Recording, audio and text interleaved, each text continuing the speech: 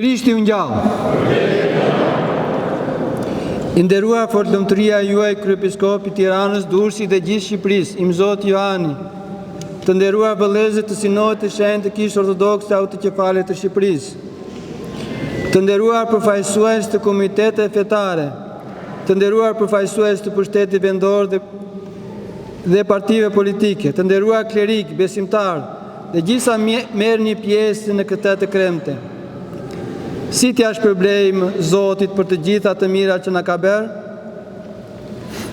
Asambleja Klerike Laike e mbledhur më 11-12 mars 2016 në manastirin e Ishëm të Shëmblarshit në Durrës shënon një moment historik në Kishën Ortodokse Autokefalit të Shqipërisë. Ajo propozoi krijimin e 2 mitropolive të reja, të Mitropolisë së Shenjtë Apollonisë dhe Fierit, e cila i shkëput Mitropolisë së Shenjtë të Beratit dhe Mitropolisë së Shenjtë të Elbasanit, cila shkëput nga Kryepiskopata e Shenjtë e Tiranës. Sinodi i Shenjtë miratoi këtë propozim dhe vendosi që fronizimet e 2 mitropolitëve të rinj të bëhen në datat 16 dhe 17 prill 2016. Mbushen sot pra plot 10 vjet nga krijimi dhe shërbesa e Mitropolisë së Shenjtë Apollonisë dhe Fierit. I japim lavdi Perëndis për këtë hap të rëndësishëm historik në kishën tonë. Ai bekoi dhe ai bëri. Sigurisht bekimet e tij vinë zakonisht nëpërmjet njerëzve të bekuar që Perëndia përdor në shërbesën e tij. Dhe unë dua të falenderoj sot këtu atë të cilin nuk është vetëm fizikisht mes nesh, të ndjerim kryepiskopin Anastas. Ai ishte ideatori dhe këmbgursi në krijimin e këtyre 2 mitropolive. Vula e tij do të mbetet preshme, jo vetëm në historinë e Mitropolisë së Shenjtë Apollonisë dhe Fierit, por edhe në gjithë historinë e ringritjes nga gërmadhat të Kishës Ortodokse Autokefalit të Shqipërisë. Sa më shumë kalon koha, aq më tepër del në pa vepra kolosale e kryepiskopit Anastas. Faleminderit shumë aty i dashur dhe nga qielli na beko. Dua të falenderoj të gjithë anëtarët e Sinodit të Shenjtë të Kishës Ortodokse Autokefalit të Shqipërisë që mbështetën dhe miratuan krijimin e këtyre 2 mitropolive. Së pari, ju fortëlumturia juaj kryepiskopi i Tiranës, Durrësit dhe gjithë Shqipërisë, im Zot Johani. Pasi keni qenë për krah të ndjerit kryepiskopit Anastas me iniciativë, madje edhe nxitës për kryerjen e fronizimit të 2 mitropolive pas zgjedhjes së tyre. Dua të falenderoj edhe 2 mitropolitët që kanë pjetër në Zotin, ish mitropolitin e Beratit, im Zot Ignatin, i cili dha bekimin e tij për krijimin e mitropolisë sonë, si të ndjerim mitropolitin e Gjirokastës, si Dimitrin, por edhe anëtarë të tjerë të Sinodit, Irsin Andonin, i cili atëherë episkopus ndihmës i kryepiskopit, i cili u zgjohte edhe mitropoliti i Elbasanit, mitropolitin e Gjirokastës, im Zot Nathanailin, atëherë mitropolit titular i Amantias, mitropolitin e Beratit, im Zot Anstin, atëherë episkopun ndihmës i kryepiskopit. I falenderoj shumë për gjithë mbështetjen e tyre.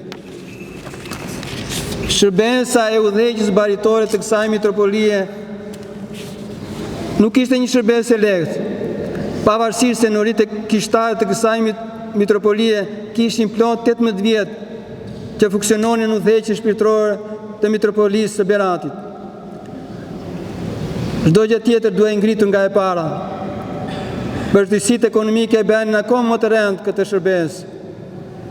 Me investimin e të ndjerit kryepiskopit Anastas, u krijuan 2 ambiente të vogla në narteksin e katedrales së Shëngjergjit, një zyrë për mitropolitin dhe një për klerikët dhe sekretarin. Që në fillim kujtoj fjalët tuaja fortëlumturi, që duhet të jeni vazhdimisht prezente, që shërbesa jonë të ketë sukses. Duke dëgjuar këshillën tuaj, vazhdova për të banuar në shtëpinë e prindërve në fshat, të cilët ndoshta i mundova gjatë këtyre 10 vjeteve. Nuk fsheh vështirësitë e para, sidomos ku kujtoja fjalët e Krishtit, se asnjë profet nuk ishi pranuar në vendlindjen e vet. Po ka qenë shumë çliruese në atë kohë fjalët e sëndierës motër Argjiros, të cilën me shpirt e falenderoj për gjithë mbështetjen e dashurinë e saj, e cila tha: "Ne nuk të kemi dërguar si profet, por të kemi dërguar të shërbesh." Dhe kjo është mesë e vërtet. Zoti më kishte dërguar të shërbeja dhe jo të bëja profetin. Këtë e siguron akoma më tepër dhe fakti që pikërisht kjo datë do të përkonte me datën e dorëzimit tij në diakon, për të më kujtuar që gjithë zgjedhjen në këtë përgjegjësi duhet ta shoh si një shërbes, si një diakoni në Perëndinë. Jashtë luftë për brenda frikë, thotë Shën Pavli. Dhe kush nuk mund të friksohet nga kjo vepër e frikshme e udhëheqjes së grijës së Zotit, që të mos friksohem edhe unë. Frikë me klerikët, frikë me bashkëpunëtorët, frikë me besimtarët, frikë me të njohurit, frikë me të panjohurit, por frika më e madhe është ajo me vetveten. Me sinqeritet theksoj se nuk di nëse me të vërtet kam afruar diçka në shërbesën 10 vjeçare të kësaj mitropolie. Veç ndihem i bekuar që Zoti më ka përdorur si vegël të dashurisë së Tij. Zoti pas mëshirë kur të shfaqem përpara Tij. Por një gjë jam i sigurt që dikush tjetër mund ta bënte shumë më mirë se unë. Gjithashtu besoj që ai do të jetë në vazhdimsi si ati shpirtëror i kësaj mitropolie do ta ketë më të lehtë shërbesën e tij. Selia e mitropolisë do ta krijojë këtë mundësi. Për këtë folumturi dua t'ju falenderoj ju dhe nëpërmjet jush gjithë anëtarët e sinodit dhe gjithë udhëruesit, bamirësit, ndihmëtarët e atyre që ndihmuan në ndërtimin e selisë së mitropolisë së shenjtë Apollonisë dhe Pjerit. Disa prej tyre janë këtu sot, por shumica nuk janë të pranishëm. Një lehtësim në përpjekjen tonë për ndërtimin e kësaj godine ka qenë edhe ndihmesa që na dha mitropoliti i Korçës, Im Zot Anastasin, të cilin e falenderojmë shumë. Falenderojmë për zemërsisht gjithë juve që jeni të pranishëm, por edhe ata që mungojnë.